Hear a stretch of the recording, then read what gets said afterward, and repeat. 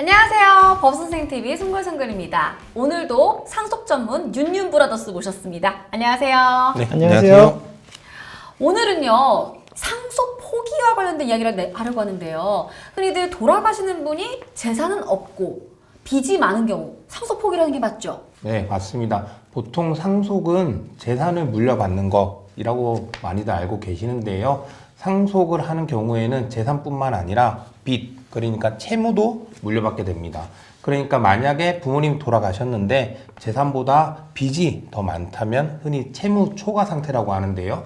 이러한 경우에는 반드시 상속 포기나 한정 승인을 고려하셔야 합니다. 네, 고인이 오히려 빚을 물려주시고 떠나신 경우에는 상속인들이 그 채무를 모두 떠안게 되는데 이러한 채무에서 벗어나는 어떻게 보면 좋은 제도일 것 같은데요. 그렇다면 상속 포기, 한정 승인 어떻게 다른 건가요?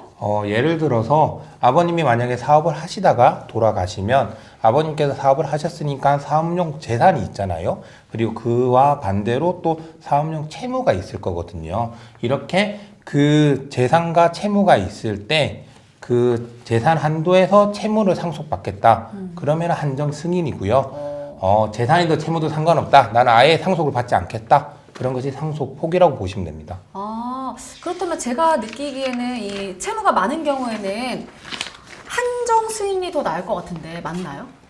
채무가 많은 경우에는 한정 승인이 더 좋을 수도 있고 상속 포기가 더 좋을 수도 있는데요. 그런 구체적 사례에 따라서 조금 판단을 해 보셔야 됩니다. 일반적으로 생각하실 때는 당연히 아무것도 안 해도 되니까 편하게 상속 포기가 좋을 수도 있는데요. 이러한 상속 포기를 하시게 되면 가장 큰 문제점이 후순위 상속인에게 본인의 채무가 이전되게 된다는 겁니다. 네, 가령 예를 들어서 아버님이 돌아가시고 어머님과 이제 자녀 2명이 남았는데 그중 장남이 상속 포기를 했다.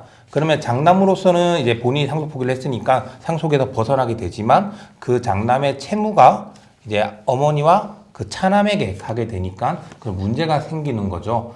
그래서 공동 상속인 전원인 어머니와 두 아들이 모두 상속 포기를 한다 해도 그 후순위 상속인인 뭐 할아버지나 할머니 혹은 다른 형제 자매들에게 상속이 넘어갈 수 있게 돼서요. 이러한 부분까지 전부 고려를 해서 상속 포기나 한정 승인을 생각하셔야 됩니다.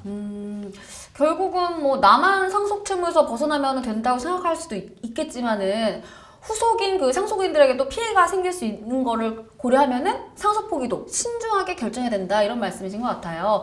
그럼 말씀하신 사례에서 이 고인의 아내와 아들이 모두 한정 승인을 하게 된다면 선순위의 이 상속인들만 책임지고 후순위 상속인들에게는 상속이 이루어지지 않게 되겠네요? 네, 맞습니다. 그 모친과 두 아들이 한정 승인을 하게 되면 각자 상속받은 재산 범위 내에서 그 채무를 처리하고 초과된 부채가 있다고 하더라도 그게 후순위 상속인한테 넘어가지 않고 상속이 마무리가 됩니다.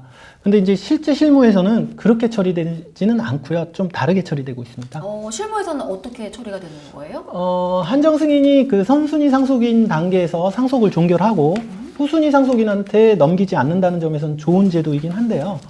일단 재산을 상속받은 후 채무를 상속하는 것이라서 네. 상속 포기와는 달리 취득세나 양도세 같은 그 과세 부담이 있을 수도 있습니다. 그리고 한정 승인은 그 채권자들에 대한 그 청산 절차, 소위 말해서 빚잔치라고 하죠. 그런 청산 절차를 거쳐야 해서 상속 포기보다는 좀 상당히 까다로운 그 번거로운 절차를 거쳐야 됩니다. 그 절차 좀 알려주시면 좋을 것 같아요. 네, 그 선순위 공동 상속인이 여러 명일 때 모두 한정 승인을 하는 게 아니라 한 분만 한정 승인을 하고 나머지는 간단한 상속 포기를 하는 방식으로 하게 되는데요. 이렇게 되면 상속 포기자들을 제외한 나머지 한 사람이 단독 상속이 돼서 그 사람만 한정 승인을 하면 상속 채무를 한 번에 정리할 수가 있습니다. 다만 주의하실 점은 사례에서 어머니와 두 아들이 있었잖아요. 네. 이런 경우라면은 한정 승인을 하는 사람은 어머니가 하면 안 되고 두 아들 중에 한 분이 되셔야 합니다. 그거는 왜 그런 거예요? 근데 이 부분은 배우자의 그 상속 순위와 연관이 있습니다. 상속 순위 1순위가 직계 비속이죠. 그렇죠. 자녀뿐만 아니라 손자녀도 포함이 되고요. 2순위는 직계 존속 부모님입니다. 그런데 이제 배우자의 상속 순위는 그 1, 2순위 즉 비속과 존속과 공동으로 동순위가 되고요. 그런데 이제 비속이나 존속이 모두 없다. 그러면은 이제 배우자가 단독 상속을 받는 좀 특이한 상속 순위를 가지고 있습니다.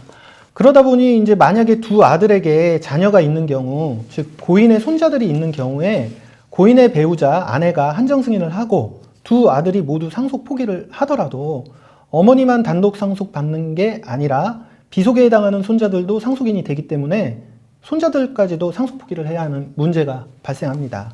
따라서 이처럼 배우자 상속이 있는 경우에는 그 자녀 중 한 명이 한정 승인을 하고 배우자와 다른 자녀가 상속 포기를 하면 손자들에게 상속 채무가 넘어가지 않고 간단히 마무리가 될 수 있습니다.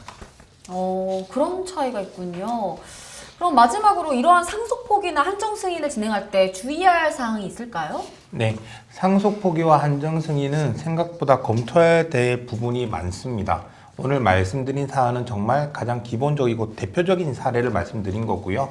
각자의 가족 관계에 따른 법정 상속 순위에 따라 다르고 또 자녀가 미성년자인 경우에는 특별 대리인 선임 여부도 검토를 하셔야 됩니다.